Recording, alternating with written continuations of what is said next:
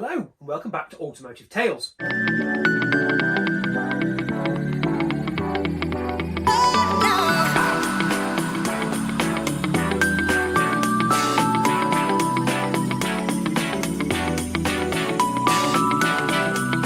today's episode we are going to put the drive shafts back in on the 944 and hopefully get on to fitting some new brake lines. So we're going to start with the rear.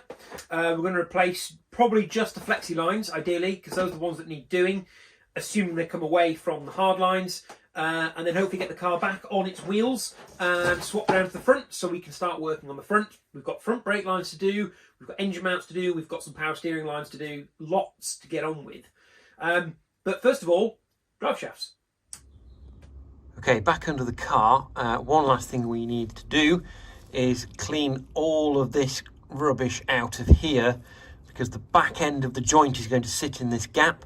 What we don't want is any rubbish that may have dropped into here, or any rubbish that's in the old grease to get into the new bearings and potentially shorten their life. So I'm going to have a go at getting all of that cleaned out with a bit of degreaser, and then do the same on the other side. The other side that looks a little bit like that. So you can see how disgusting that is.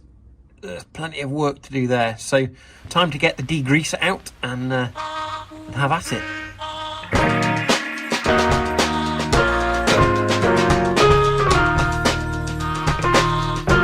What I hadn't noticed is round the outside of where the shaft goes in, you can see a number of teeth.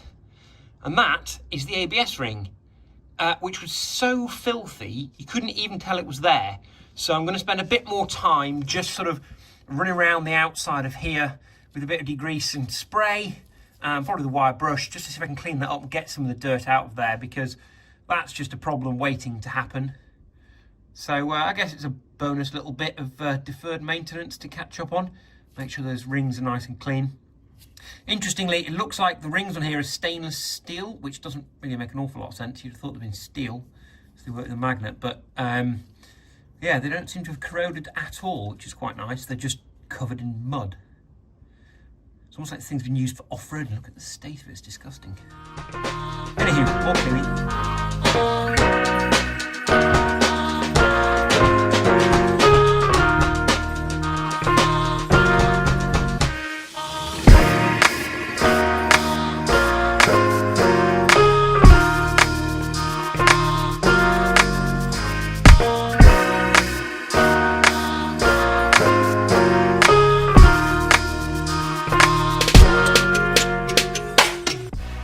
All nice and clean on both sides. So time to put the shaft back in.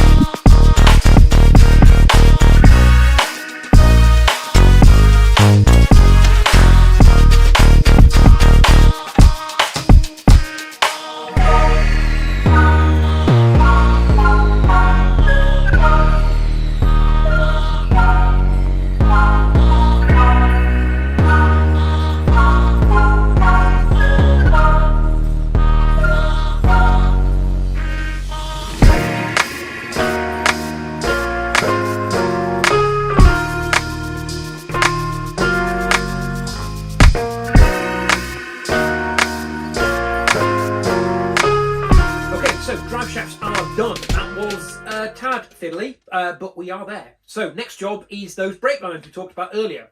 So first things first, let's try and get the old lines off. Okay, so now we've done the drive shafts, next job is going to be some brake lines. So we've got some lovely new braided lines from Diamond Black. So there's 4 in the kit for the 944. You've got these 2 shorter ones here, which are fitting to fitting. So they are for the rear end of the car. So it goes from the chassis to the lower arm, where the lower arm flexes, and then it's a hard line from there into the caliper. And at the front, it's these much longer lines here that have got the actual caliper fitting on the front there, and then these are to a hard line here with the extra bolts, I presume, for clamping them to the body mounts so they don't move around. So as we've got the back end of the car up still from doing the drive shafts, we're going to do these rear lines here before we put the back end on the ground, and then we can turn the car around, focus on the front end, do the brake lines, do the engine mounts and all the other bits and pieces that need doing before it's MOT. So let's get this open, get them on the car. Well, get the old lines off the car, which might be the most difficult bit, but let's see how we get on. So you can see, excuse the blurry finger, the brake line coming out the back of the caliper there. So that is a hard line that then goes up under this trailing arm over to a fitting which is just up here. It's a bit dark, I know. And that's where the hard line turns to a flexi line. And it's at this point we're going to replace the flexi line that goes from this lower arm onto the chassis. So to get the brake lines off, we've got this lovely set of crow's foot spanners I've bought for the job. And we've got 8, 9, 10, 12, etc, etc. It turns out the Porsche is an 11, which isn't in this set. So that was useful. So that went exactly as planned, or not. And it looks like the ferrule was stuck on the brake pipe on the hard line. And all we've done is, well, turned the hard line into like a little Swiss roll, which is lovely. Good job I brought some hard line, isn't it? So it looks like the job isn't just replacing that flexi back there, but it's actually doing a full hard line as well. Joy. Okay, so we have got the hard line out, and we've got most of the flexi line out. You can still see part of it there dripping away. That was interesting. Let me show you why. Despite what anyone tells you, that is not what a brake line should look like. So, as you can see, as we undid the ferrule at this side, the line was absolutely jam solid and it's rolled that up. But it only got worse at the other end. I mean, it looks like a snake coiled round on itself. That was jammed solid. And the copper lines, as you can see, not steel lines. So, at least we know it needed replacing. The only problem is I now have no template for replacing it. The ideal situation is you undo the ferrules at either end, you bring your brake line into the workshop, and you just use it as a template for your next brake line. Not when it's like that. Great. And then, to add insult to injury, we ended up having to cut the remains of the flexi line so that we could hammer a 17mm socket on the back. While that isn't actually bolted in, it's held in with a little spring clip on that recess you can just about make out there. It's a bit dirty. It was just wedged solid in its bracket. So we used the 17mm on that hex at the back just to twist it out and then smacked it on the other side with the screwdriver, and it did eventually come out. So it is a good job we're replacing those, and a good job I've got some conifer and some new fittings for doing the front of the car, because we're going to use them on the back first. Every job is becoming so difficult on this car. Ugh. Oh well, at least it'll all be nice and clean for probably the next person who's going to drive it, because I'm going to end up having to sell this car because I've spent so much money on it. Right, back to it. Right, hopefully you can about see what's going on there. So, we have got the new diamond or black diamond line plumbed in. So the original ferrule threads onto the inside of that line, and then there's a large nut which you have to make sure you remember to put on first. You push it over the hard line, and when you've threaded the ferrule into the new line, you've got this other nut that you back fit onto there, and that holds the new line onto, if I can, I can't quite reach, onto this bracket here. So there's the original ferrule, that threads into here, that's going to thread on the outside for this 21mm nut that goes on there, and there's a flat on the other side, so we can put a spanner on here, a spanner on there, and we can tighten that up so it's nice and secure in the bracket. I hope you can see any of that, because I can't see the camera right now. Okay, so this is the second line out. This is from the passenger side of the vehicle. It's our chuck.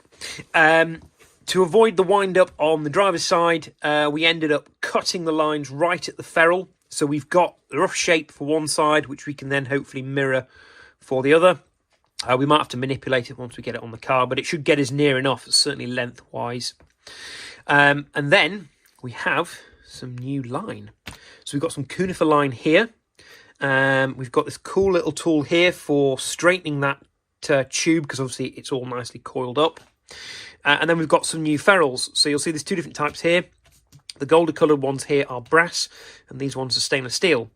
So the thinking being, if I have to do anything under the bonnet which goes into the master cylinder for the braking system, I use brass fittings so it looks nice and original. But in the wheel well, where it's going to get dirty and it's going to get grubby, I'm going to use stainless steel. I'm fed up of using steel because they always rot and then you can never get the damn things out. So we're going to use stainless steel onto the conifer and then thread that into here. However, you have to be a little bit careful when you're using stainless and stainless. If you try and thread stainless and stainless together, what you will find, unlike your normal bolts, is they can sometimes gall.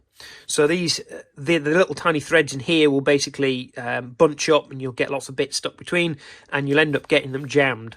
So whenever you're working with stainless and threading two stainless parts together, make sure you've got some sort of anti-galling or anti-sort of sticking paste.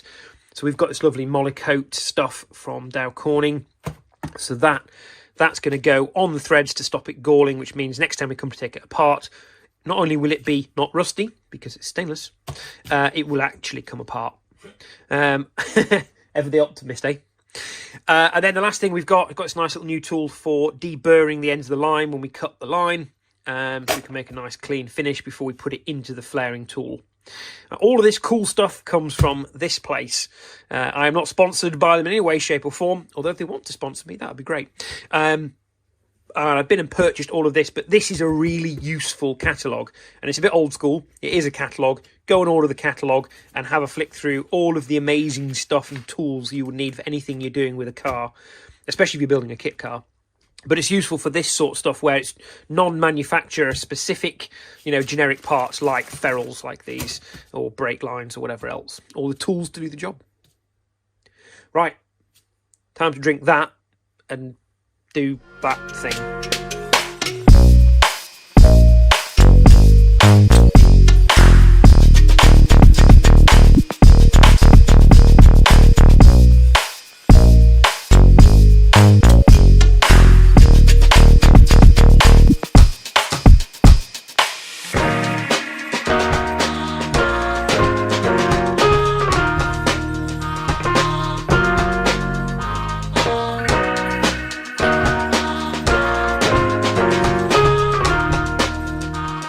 So this is the normal type of brake flaring kit I was trying.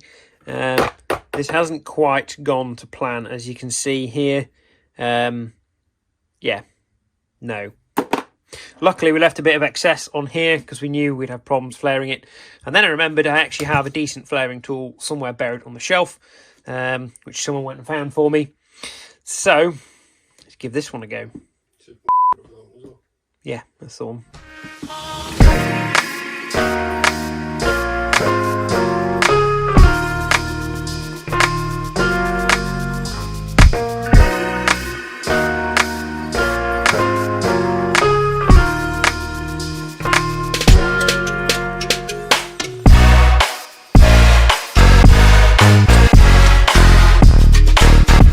Okay, that's one flare done. So, once you've done that flare, make sure you put your ferrule on. But also, before you do the next flare, make sure you put your second ferrule on.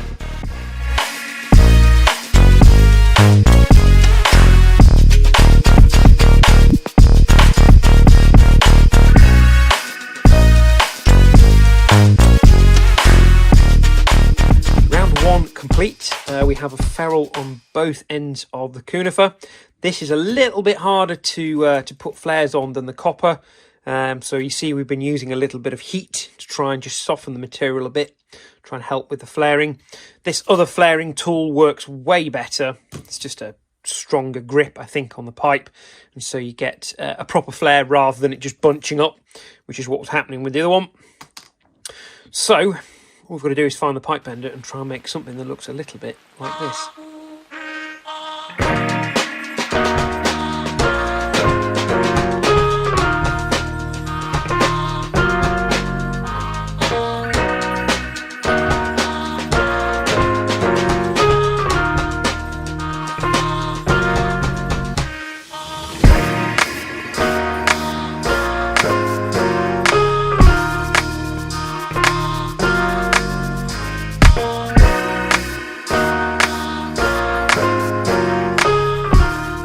As you can see, we didn't manage to find the pipe bender. No idea where that's gone. If you've seen it, let me know. So instead, we've decided to use a selection of sockets, bits of pipe as mandrels, and then I'm using the one giant tool at my disposal, Nuff, who is currently trying to move the flare out of the way so that he can bend the very last bit that goes, I think that's the bit that goes into the back of the caliper. And we've been using, as you can see, the yellow tape. So as we're going along, taping it to the original line so we can get it as close as possible. So one last bend. Here's hoping we don't kink it. It's a tight bend, though. So. It is a very tight bend. Okay, so we have a new stainless steel ferrule.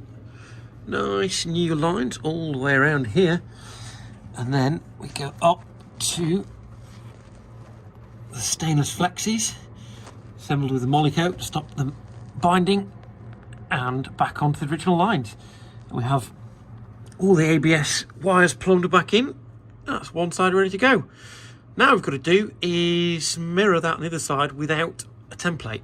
So that's going to be, impossible. But that is a job for another day. Okay, that's all for this episode of Automotive Tales. Thank you for watching the channel. Do please like, share and subscribe and all that good stuff. And we'll see you next time. Bye for now.